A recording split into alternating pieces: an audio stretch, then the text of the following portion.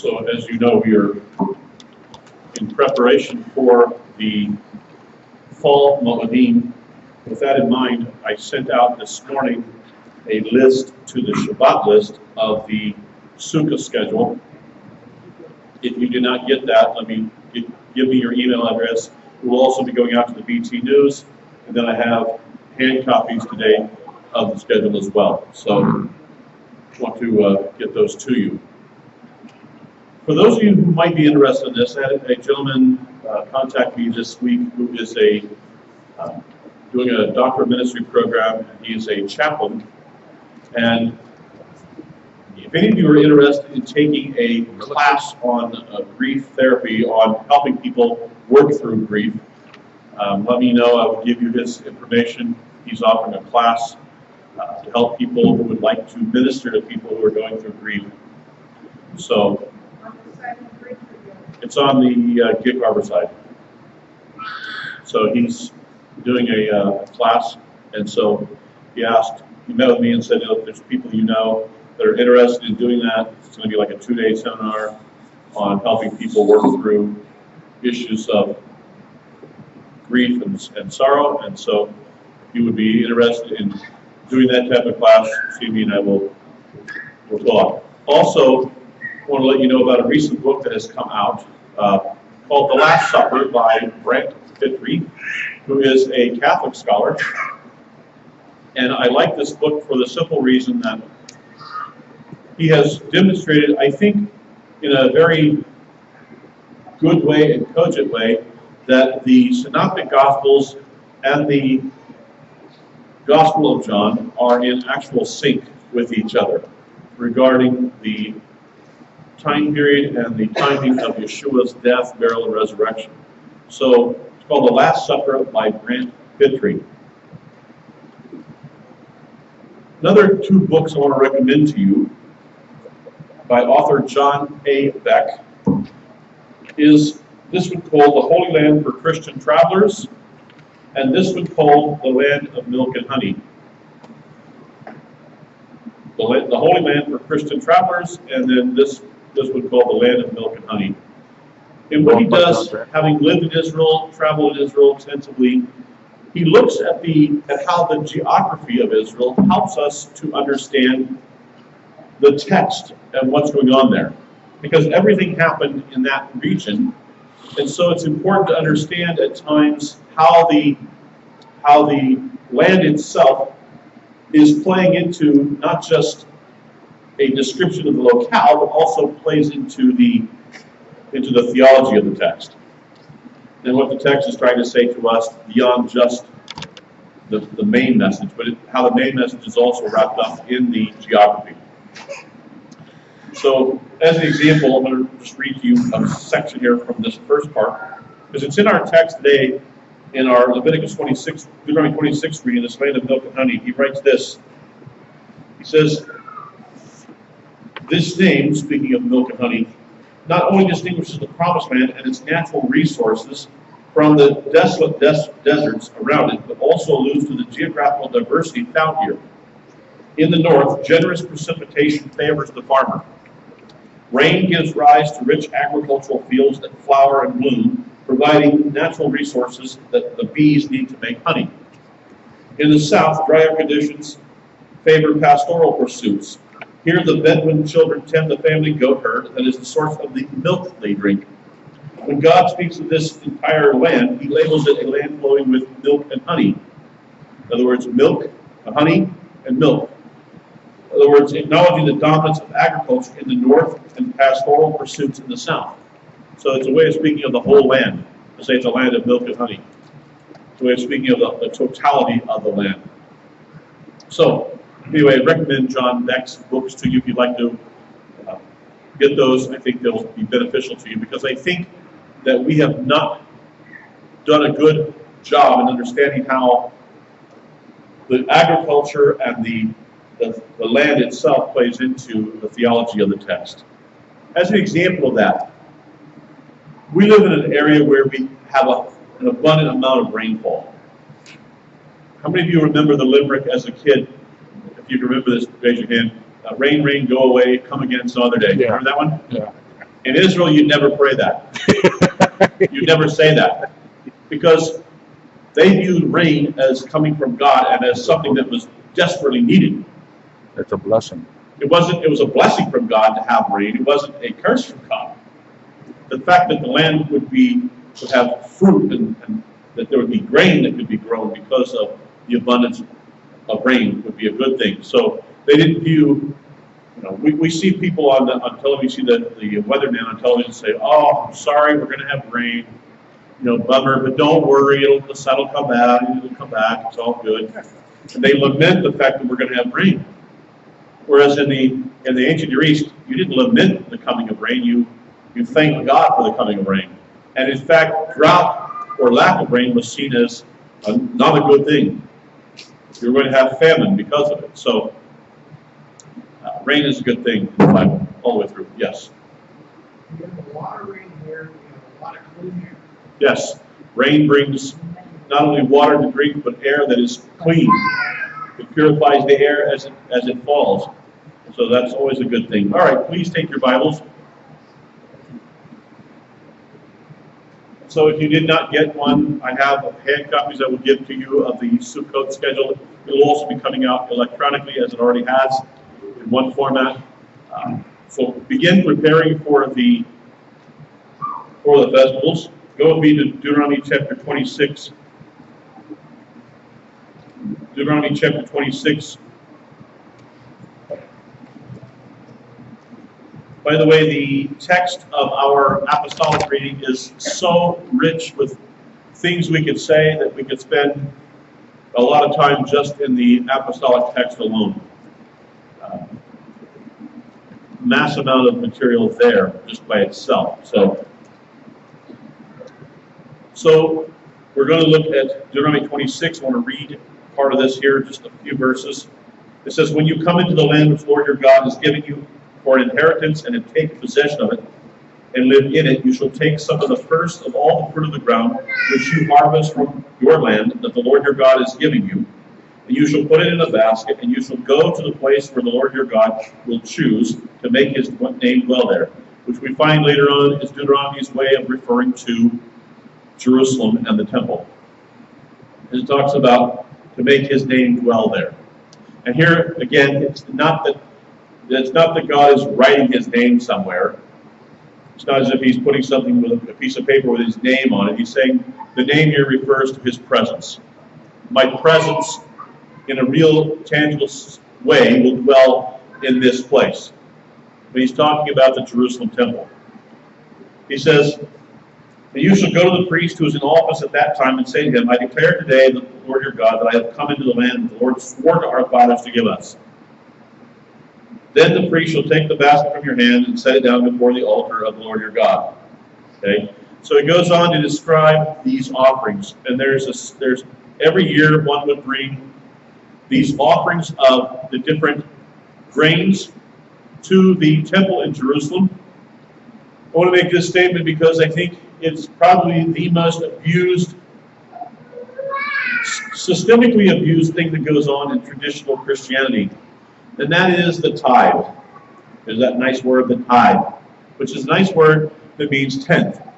Okay?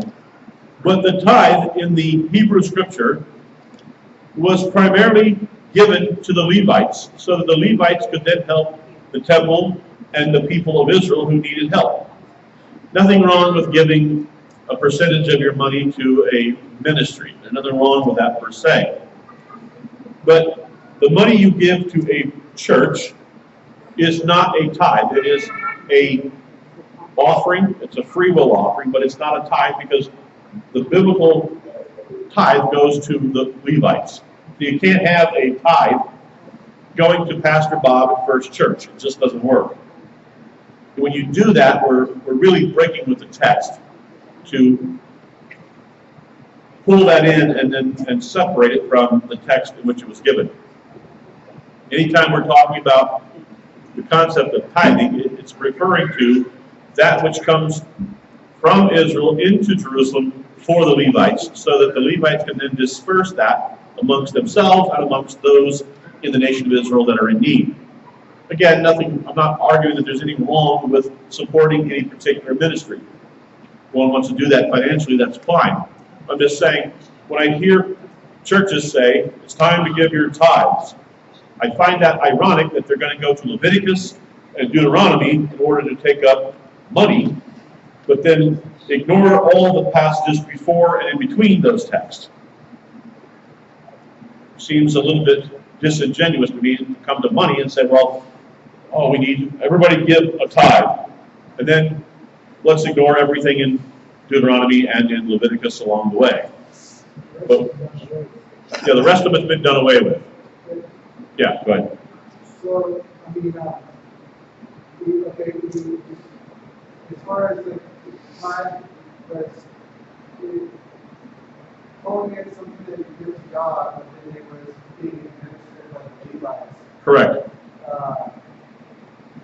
As far as, would you still say it's something important to give, but then like now it's your own responsibility to administer? Sure, because to administer how where it goes. Yeah, because without, here, I would say it this way, without a priesthood, without a temple, you can't have the tithe. It's the same thing for the sacrifices. No, I'm sorry, Pastor Bob is not a Levite, nor is the church in which you're going a temple. That kind of replacement theology has led us to where we are. That's right. So they say, well, see, instead of giving to the priest, give to me. Instead of giving to the temple, give to me. It's like, no. That kind of replacement approach, I think, has done damage. You can give, that's a free will gift, that's a free will offering. Much like you had Moses saying to the people with regard to the tabernacle, hey, if you want to contribute to the tabernacle, to the building of it, give. And then he came along afterward and said, stop giving. It's ironic. I've never heard any pastor stand up in front of the people and ever say, we just have plenty. We have so much. I don't want to have anybody here giving another dime. Please stop. How come I've never heard that text preached? Say, just never give another dime here. We don't need your money. Please just keep it because we've just got too much. You never hear that. Ironically. So it's a free will gift, it's an offering, it's something you give out of the graciousness of your heart, absolutely, and that's all fine.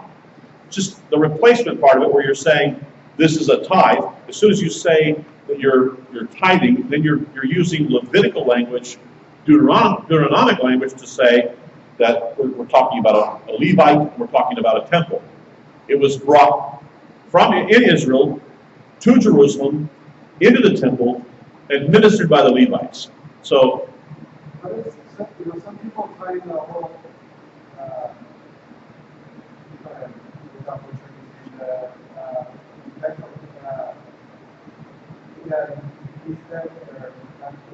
Melchizedek? Okay. Yeah, so how does sure. There was a temple saying Yeshua replaces that. How does Right. So you go back to Melchizedek, and here's what you have. You have a priest king of Salem. But notice what he is. He's a priest king of Salem. But Salem is a short form for Jerusalem. And Abraham pays a tithe to Melchizedek one time of the spoils of war. It happens once. So yes. So if you can find a priest king of Salem that you want to tithe to one time, I have no problem with that. I mean, I don't see that. There's nothing habitual about that particular. It was the spoils of war, and Abraham gives, because Melchizedek, king of righteousness, was the prince, or was the priest king of Salem. Also, since Abraham was in his territory, he pays, in a sense, a tribute, which is a tithe to this king, one time. Isn't also he's a priest of the Most High God? That's part of his definition. Say that again. Isn't also he says he's a priest of the Most High God? Yeah, he's a priest of the Most High God. So he's a precursor. Yeah. He's a precursor to the Levitical priesthood. Could have been Yeshua. Actually, yeah, it could have. Yeah, there's all the speculation on Melchizedek. Bottom line is, it's a one-time. In regard to the tithing, it's a one-time situation. All right, go to your handout that I've given you. In verses 1 to 11 of chapter 26, the text opens with the command for every Israelite who harvests to bring the first fruit to the tabernacle and present it to the priest. Within these verses are two confessional declarations that each farmer is to recite at the tabernacle. The first declares that the land of Israel belongs to Israel because Yod-Heh-Vav-Heh made a promise, a covenant, on oath, and Israel was about to enter the fulfillment of that promise. The content of the second confession recalls the exodus from Egypt. The phrase, by a mighty hand and an outstretched arm, are found in Egyptian literature with the Pharaoh as the referent, while in our text they speak of Adonai or Yahweh. I note that while we often speak of the plagues of Egypt, they are more often called the judgments. What God did to Egypt was not some accident of nature or some quirk of fate, but rather the active judgment of God against the Elohim of Egypt. That's key. That God is demonstrating through his work in Egypt that he is destroying the Elohim of Egypt. If we saw everything in this big picture cosmic understanding, it would help us as we work our way through the scriptures to understand that what Yahweh is doing is he is taking back, using his people, territory for his dominion. It is really that work that he is doing. In light of that, and I didn't mention it earlier, but now would be a good time, October 15th, Sunday, October 15th, Michael Heiser will be with us at the Salvation Army, 4 o'clock.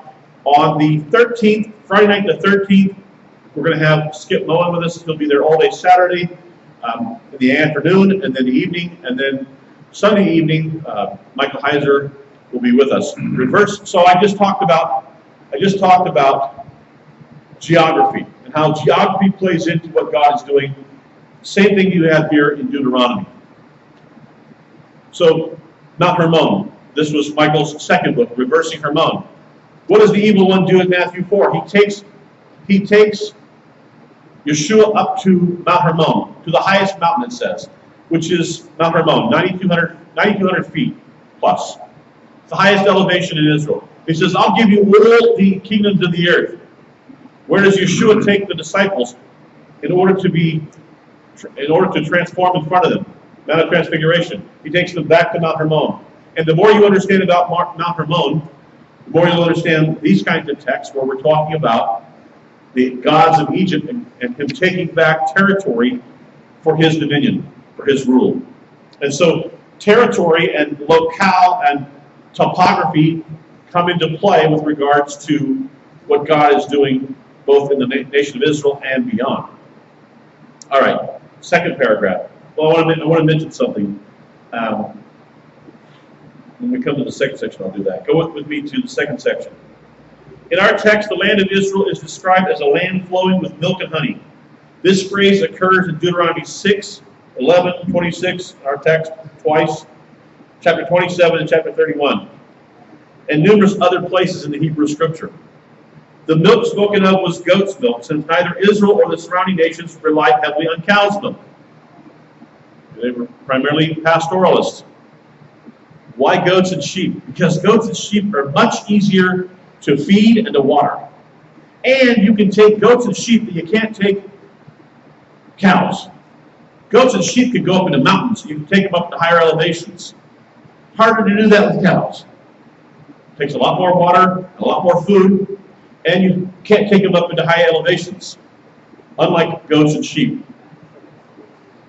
So they're pastoralists. This helps us to understand. If you look at the topography of Israel, you see how many places there are mountains. And so even today, you'll see the Bedouin with their sheep and goats. And this goes into Yeshua's description of the end time. What does he say? He said there's going to come a day when I will separate what? The sheep and the goats. Right? And he's thinking in terms of Israel and this pastoral place where you had sheep and goats all over the region, both in the north and the south. Honey was eaten as a delicacy and also used as a natural sweetener. There are two primary types of honey mentioned in the Bible. The first honey is the honey gathered from bees and gathered in the wild. The second type of honey is listed among agricultural products and refers to the syrup made from the nectar of dates, figs, and grapes. Note that the scouts who spied out the land of Canaan came back with grapes, pomegranates, and figs to show that the land, quote, flowed with milk and honey in Numbers chapter 14. An ancient text describing the land of Canaan states it was a good land. Figs were in it and grapes. It had more wine than water. Plentiful was its honey, abundant its olives. Every fruit was on its trees. And it goes on to describe this land. And here's the interesting thing, historically. This is fascinating to me. Whenever the people of Israel are in the land of Israel is abundant and thriving. Whenever they've not been in the land, when anybody else has been in the land, it ceases to produce, which is fascinating. Yes. Well, except right now when the spies are going in, that's not occupied by Israel, but it's still already flowing, which is the only time that's recorded this way. Right, but they're only in the Moabite Ammonite region, but they are describing it holistically.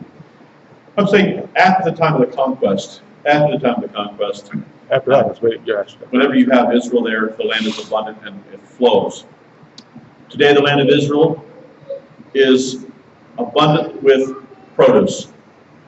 You go back to the 1920s and the 1930s, and the land was not producing.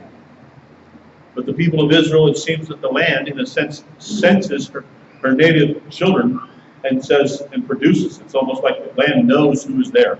It's really, really odd. Yeah. 85% of the trees grow in Israel today. Say it again. 95% of the trees growing in Israel today were planted. Well, I don't understand. What's the plan? They didn't originally. Oh, okay. They were They were not planted there. indigenous. Okay, they're not indigenous. I What's guess. the plan? Okay, I got what you're saying. Of course, they're planted. You said, I know what you meant. You're not floating in water. The trees were planted. Yes, by man. Yes, go ahead. Well, you've got like, cities that are like Las Vegas and stuff like that. Okay, so that's a good way. He asked the question, why does the land prosper even though there's cities that are like Las Vegas there? There's only one city in Israel that's like Las Vegas, and that's Tel Aviv.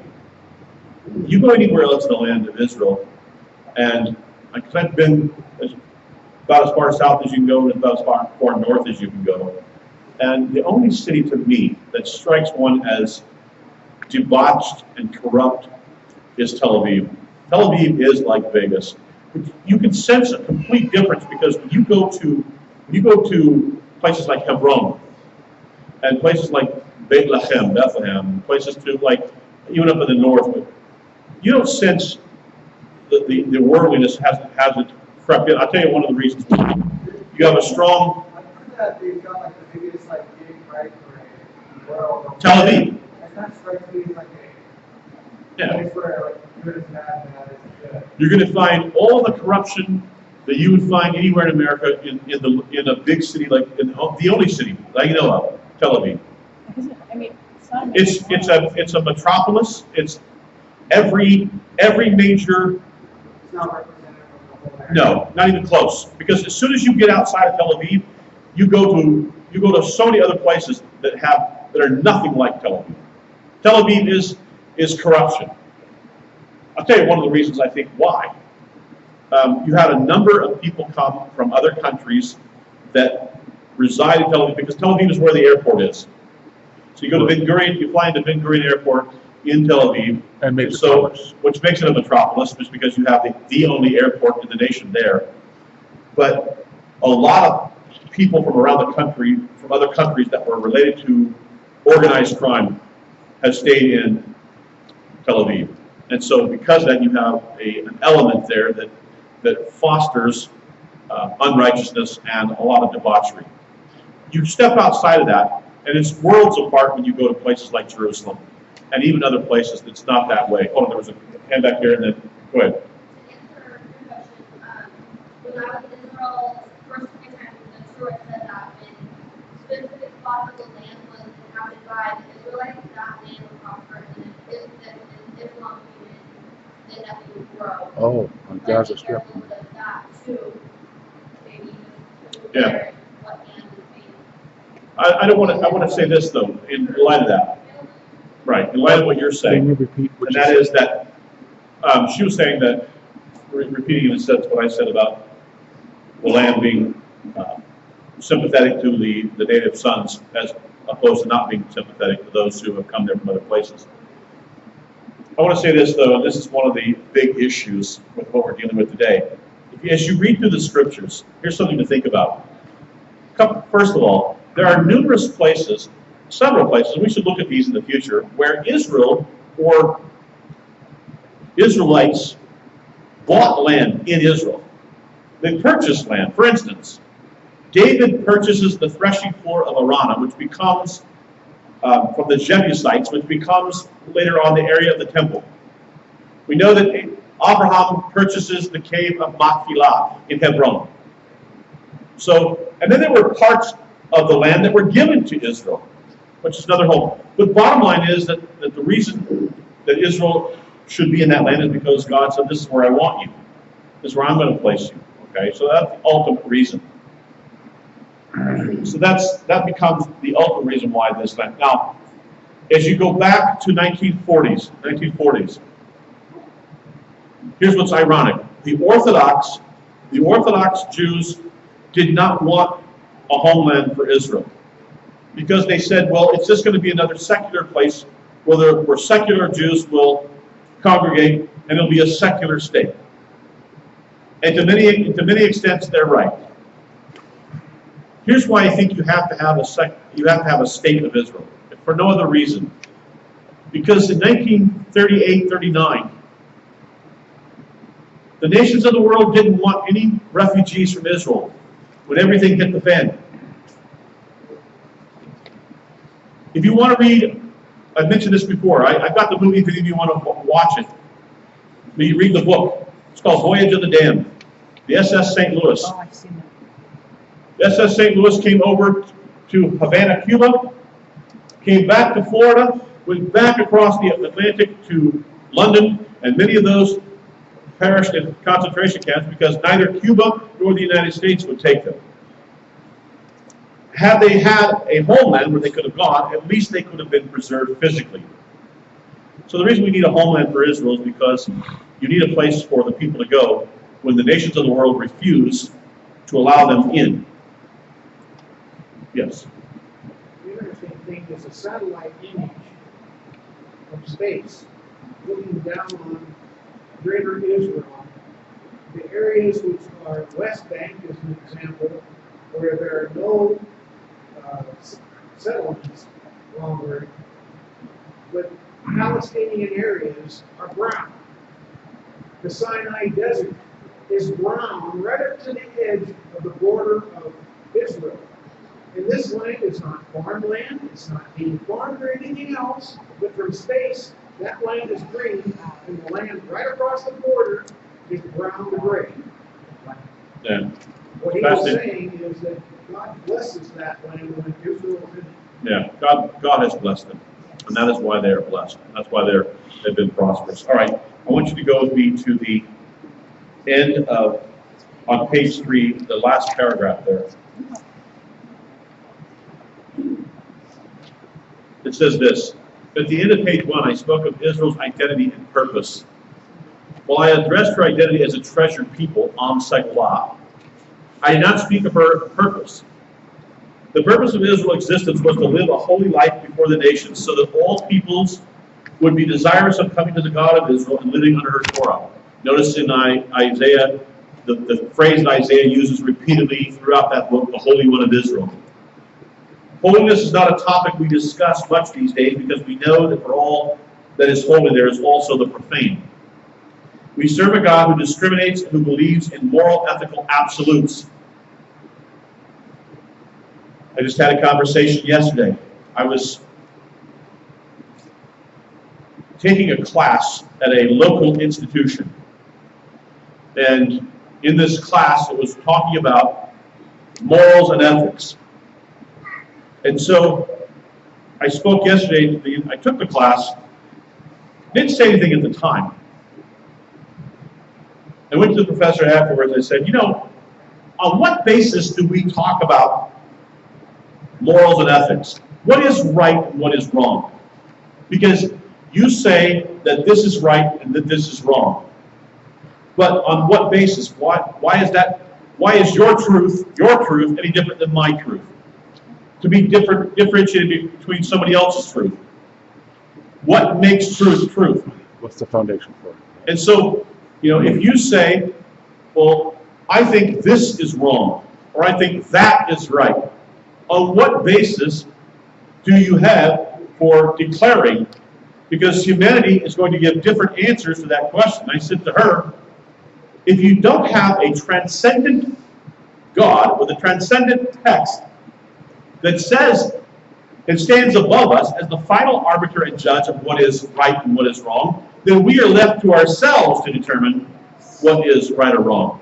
And who's to say, because somebody will say, here's an example. You have Islam, who would say in certain portions of it that it is okay, it is acceptable, and there is no ethical issue with beating your wife. You want to do that? She's property, you can do this. And it's okay, this is considered acceptable. I would say, and this is, Islam, Quran, okay, so it's their God, their holy book. You look at other religions and other faiths, so to speak, and they have their view of what God has said. So you come back to the scriptures, you'd have to say, no, that's not acceptable. That doesn't work as you read through it and listen to what God says. So there has to be a transcendent God and a transcendent text that says, here is what is truth, here's what is not truth. If you don't have that, then we're left to each of us to determine our own truth, which is what we've been doing. Or you attach yourself to some faith expression that says, herein is truth. Here's another text in order to find the truth. If you're a Islamic, you go to the Quran. If you're Joseph Smith, if you're a Mormon, you find other texts in order to determine what is true and what is not true. I saw a hand earlier. Yeah, go ahead. Those who present that idea to you, they're arguing against truth. They're really arguing against law. It's not what I think. Right. Oh, yeah. Yeah, so the statement was that, we need to take it, if you're arguing with the text, that's what you need to argue with, not with me, but with the text. Not take it outside of yourself to say, look, this is what the text says, not what I have come up with. I'm just following. Yeah, I'm following what the text, trying to follow what the text says, not coming up with it on my own. I don't think any of us on our own would come up with this, left to ourselves. Yes. I just want to say thank you for explaining that. Yeah, I mean, it's got to come from That's a good explanation. it's got to come from a transcendent, from the Holy One, blessed be He, in the written text, not from within us. Left to ourselves, we will go morally and ethically astray. So, I write this, and this is underlined. You can see it underlined in your bottom entry. One of the reasons that the church, and by the way, I don't like the word church, but we're using it out of necessity, because it's probably stuck with us like the word soul. Can't get rid of that word either. Your soul goes to church. I'm going to write a book one time that just has nothing but phrases that have nothing to do with what the Bible actually says, just because it'll be a great book. So the word church, here's what we have in the apostolic text. We have ecclesia, home fellowships, synagogue, What's the gathering? town halls where people met on Shabbat, and you have temple. You don't have church. No such thing as church. Doesn't exist. It's anachronistic. What? They all three of those, right? This involves church. Yeah, so every time you have the word, I'm sorry, but the temple was not a church. And the synagogue was not a church. And the ecclesia was not a church. Ecclesias are home fellowships. The synagogue is a place, it would be a building, a larger, by the way, the synagogues in the ancient Near East, you go all over Israel, they're very, very tiny. They were, and here's the other thing, they have found, you go to these synagogues, and they find solar discs, or they find all kinds of stuff. That's because they were town halls, or they were like community centers, where people during the week met there for different occasions. Just so happens on Shabbat they met there for Sabbath. So when you excavate these things, they find all kinds of stuff. They go, what kind of people were these? I mean, these guys are goofy, man. They got all kinds of nonsense going on here. Because we find really bizarre stuff. Zodiac stuff. And it's because it's a community center. I'll give you an example. At this facility right here, you have different groups that meet here during the week. So 100 years when this is all rubble, it's all under some mound, they're going to sift through all this and they're going to go, no, I think there may have been some people who met here and it was called Grace Place. And then we found a menorah. And so maybe they were Jews. But then we found all this other stuff. What were they? They were into all kinds of goofiness. Yeah, they were into a rehab and all this other stuff. It's like, no, turns out it was multiple groups meeting in the same place. Then you have the temple until 70 AD. And the temple is not what we would think of today as a church.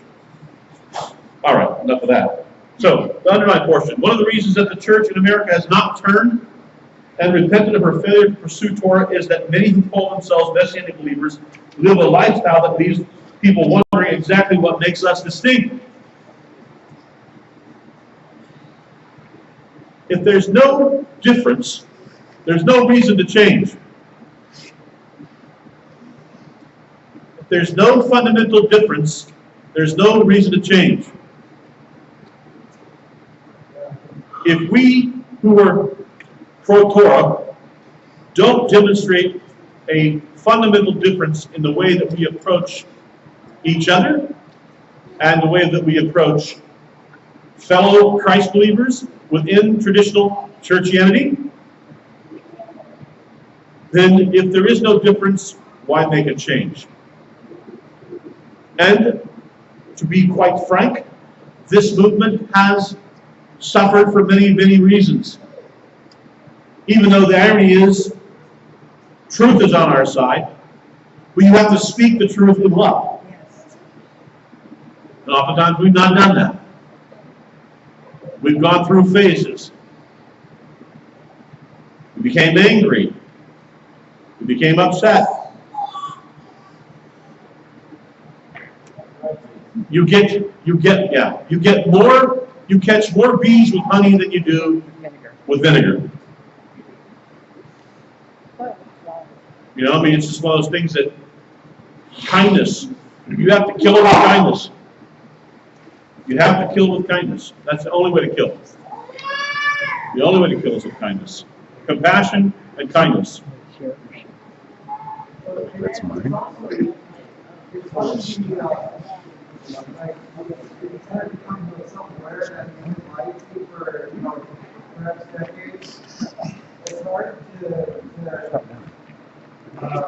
to not be angry, or bitter, and maybe put it back into someone's face, like, hey, this is not right, and stuff like that. You want to be, like you said, you want to just be balanced as far as when you want justice, you got to have mercy and kindness. Absolutely. And, you know, the biggest, I want to say it this way because this gets lost on our movement, and that is that they I hate to use that, but they are my fellow brothers and sisters in Christ. Even though we can have incredible differences, they're still my brothers and sisters in Christ. Because they still believe in Yeshua as the Messiah, and are they, you know, how can I be upset with them when I was them? Right. Absolutely. How can I be upset with them? Okay, let me ask it this way. By show of hands. By show of hands, how many of you, before you came here, attended a traditional evangelical or otherwise church? All of us. Yeah. That's just about everybody here. Okay. So, you know, sometimes but so my point is that there's hope.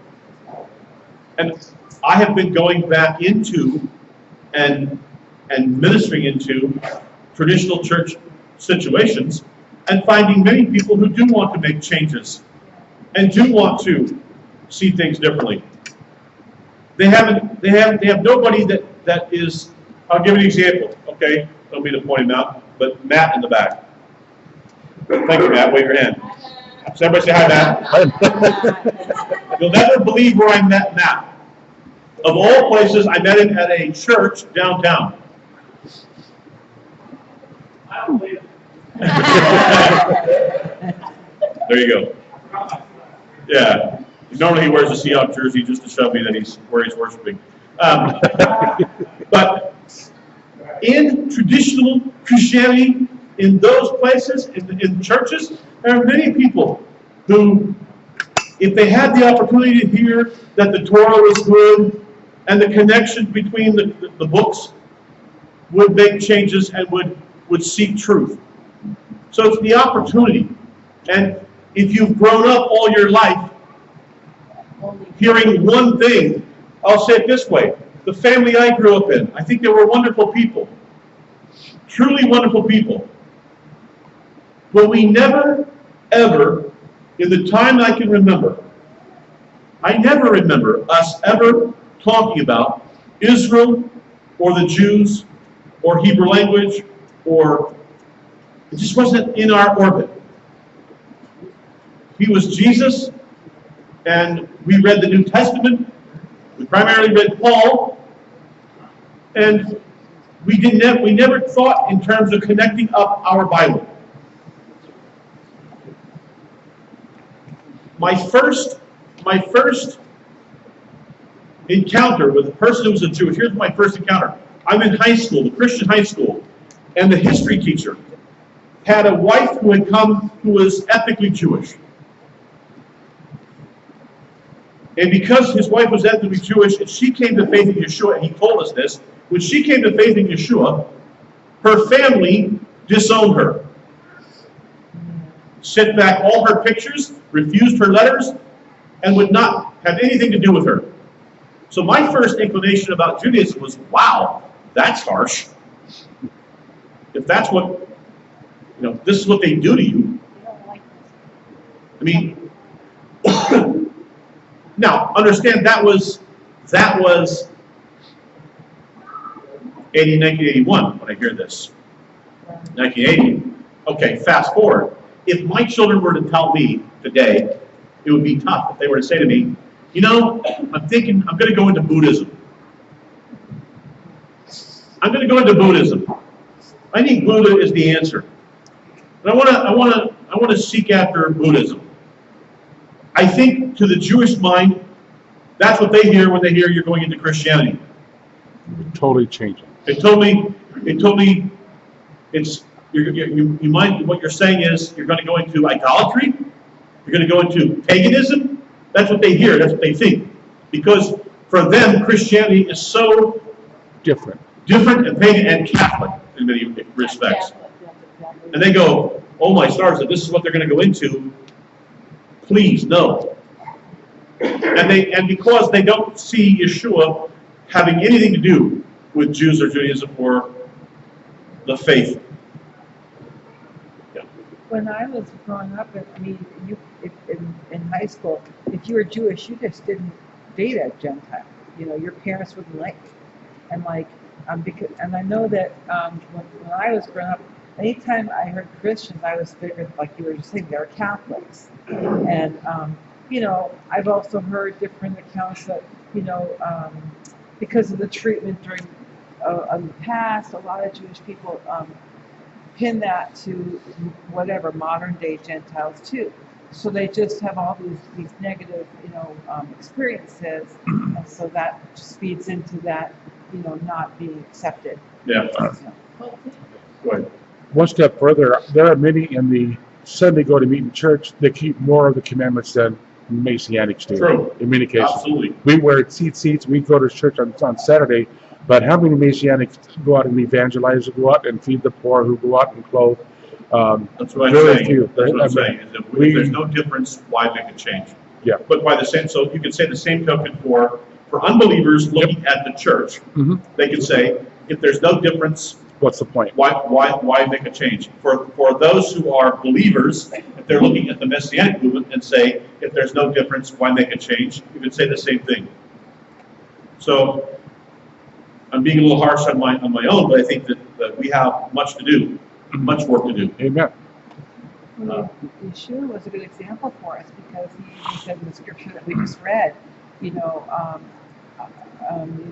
to the criminal on the cross, he said, "Hey, this day you're going to be with me." You Right. know?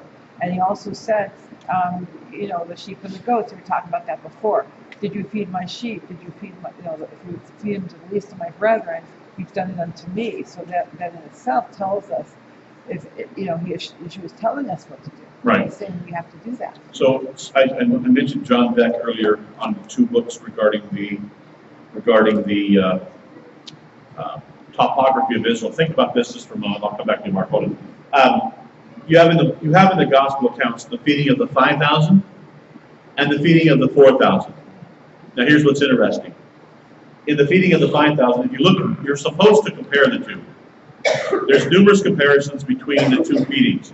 They are a separate event because they happen in different places geographically. Now here's what's interesting. If you look, the first one happens at the northern end of the Sea of Galilee, more towards the northern end, the feeding of the 5,000. And it's in an area where you have a Jewish population.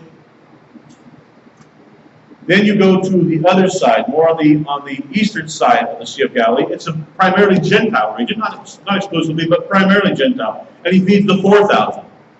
There's a difference. In the first one, they take up 12 baskets. In the second one, they take up 7 baskets left over. But you know what's interesting? He feeds both groups the same thing. Wow. He doesn't change the menu.